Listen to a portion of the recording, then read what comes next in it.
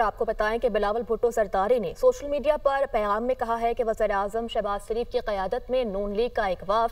सदर मुमलिकत आसिफ अली सरदारी और उनसे मुलाकात के लिए आया। मुलाकात में नून लीग की जानिब से 27वीं आईनी तरमीम की मंजूरी के लिए पीपल्स पार्टी की हिमायत तलब की गई है। बिलावल भुट्टो ने बताया कि मुजव्वज़ा तरमीम में आईनी अदालत का क़याम, एग्जीक्यूटिव मजिस्ट्रेट्स की बहाली, जजेस के तबादलों के इख्तियारात, NFC में सूबों के हिस्से की ज़मानत का खात्मा, आर्टिकल 243 में तब्दीली, तालीम और आबादी की मनसूबाबंदी के इख्तियारात विफाक को वापस देने और इलेक्शन कमीशन की तकर्री से मुताल्लिक तातुल दूर करने जैसे निकात शामिल हैं। उन्होंने मजीद कहा कि पार्टी पॉलिसी के हतमी फैसले के लिए पीपल्स पार्टी की सेंट्रल एग्जीक्यूटिव कमेटी का इजलास 6 नवंबर को सदर मुमलिकत आसिफ अली सरदारी की दोहा से वापसी पर तलब कर लिया गया है। तो आपको बता रहे हैं इस खबर से मुताल्लिक कि chairman people's party Bilawal Bhutto Zardari ने सोशल मीडिया पर पैगाम में कहा है कि वज़ीर-ए-आज़म शहबाज शरीफ की क़यादत में नून लीग का एक वफ़द सदर मुमलिकत आसिफ अली सरदारी और उनसे मुलाकात के लिए आया। मुलाकात में नून लीग की जानिब से 27वीं आईनी तरमीम की मंजूरी के लिए पीपल्स पार्टी की हिमायत तलब की गई है।